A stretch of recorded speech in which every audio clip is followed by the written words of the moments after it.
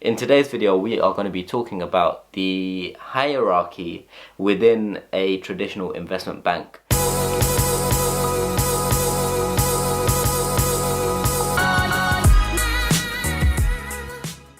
What is going on YouTube? Welcome back to the channel. For those of you that are new here, my name is Afzal Hussain and you can find out a bit more about me through the social media links below, or you can check out my website, which is www.afzalhussain.com. In today's video, we are going to be talking about the hierarchy within a traditional investment bank. So the different roles, how long it takes to get to certain roles, the career trajectory that you can expect when you join an investment bank after you graduate, how many years of experience will get you to which positions. And if you would like me to do a video on touching on the different responsibilities at each level and what the actual work entails, then leave a comment below saying responsibilities video. Just put that and then I'll know I'll be able to assess how much demand there is. So let's get straight into it. Okay, so we're not even going to start at Analyst, we're going to go below. When you're in your first year of university, you can apply to these things called spring weeks, and when you get onto one, that's 1 week work experience at an investment bank, you are a spring intern or a springtern. Now fast forward, when you're in your penultimate year of your undergrad degree, you're going to be applying for summer internships. If you get an internship offer, you're going to be a summer intern. You're an intern for 8 to 10 weeks in the organization. The spring week and the internship are great ways to build a relationship with the investment bank, and they are natural ways of getting offers to join graduate schemes for investment banks. So the spring week to the internship to the grad scheme, it's all a key hiring mechanism for the banks to source talent and to find the best graduates and undergrads to give analyst positions to.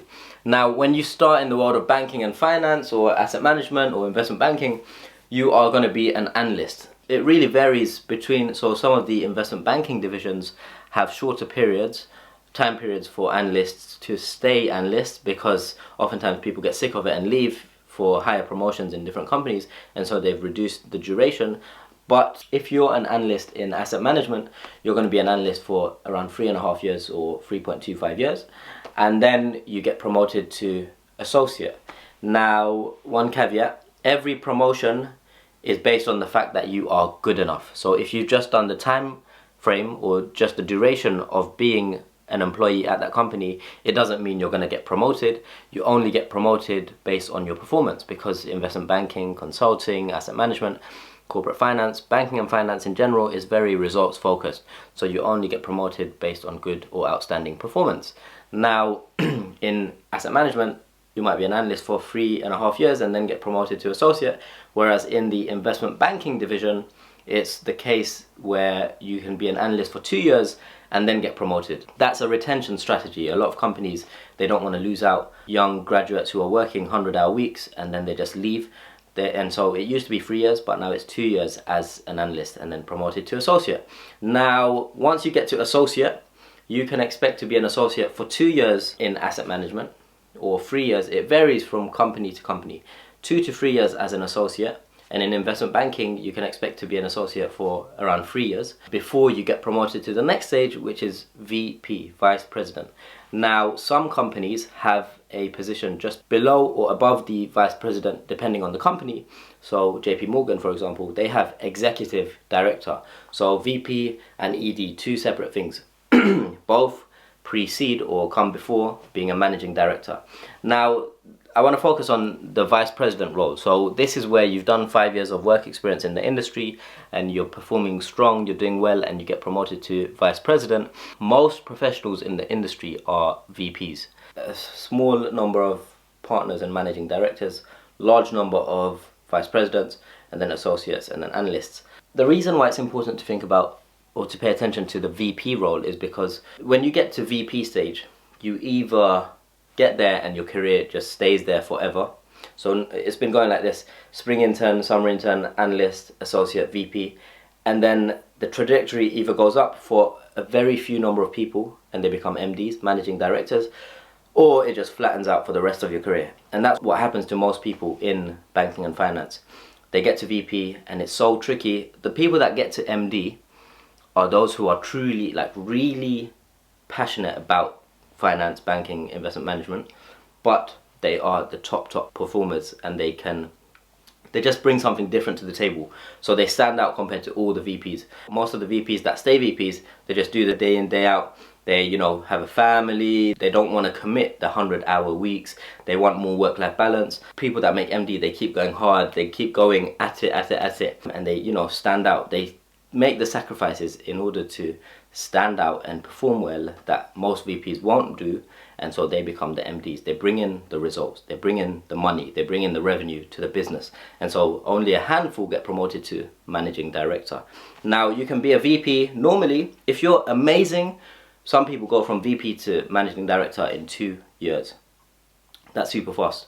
Now on average, I would say it takes from VP to managing director anywhere between 5 and 10 years on average. Some people it takes longer, exceptional people it's less than 5 years. And once you become managing director, you really are at the top of the firm, obviously below the C-suite, below, you know, the chair, the board, all of that. But when it comes to the basic hierarchy, you're managing director, you're at the top. That's for most firms. At Goldman Sachs, for example, there is a level above managing director, and this is seen as like a lot of people see it as it's the pinnacle of Wall Street. It's the partners. So people become partners at Goldman Sachs. There's a small handful of partners who are above the managing directors, and it's a very, very, very selective process on who becomes a partner, because when you're part of the partnership at Goldman Sachs, it's just like completely different to being a managing director and below. So those are the different levels within the hierarchy of an investment bank, whether that's in investment management, asset management, private banking, research, sales and trading, investment banking division, operations, technology, all the divisions.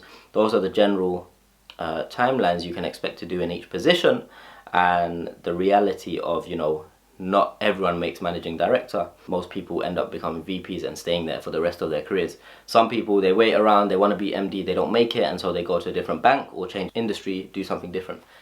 If you found this video useful, make sure you leave a thumbs up. If you've got any video suggestions or ideas, leave them below in the comments. And if you want me to do a video highlighting what individuals actually do as an analyst, as an associate, as a VP, MD, etc. So the actual responsibilities, similar to this video where I spoke about, you know, a day in the life. If you want to know what the different tiers or positions do, leave a comment below. You can write responsibilities video. And if I see there's a lot of demand for it, I'll create that video. But for the meantime, thanks for watching. Have a browse on the other videos. If you haven't already, do consider subscribing to the channel and share this video with anyone who you think might benefit from the content. I'll catch you in the next one. Peace.